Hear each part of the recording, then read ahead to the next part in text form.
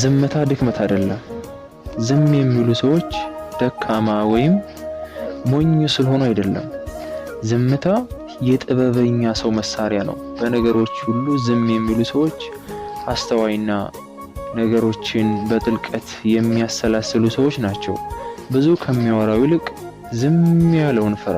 ያ ሰው ዝምታን የመረጠው የበሰለ ሰው ስለሆነ ነው። ዝምተኛ ሰዎች እንደ ጅል አትቁጠሯቸው።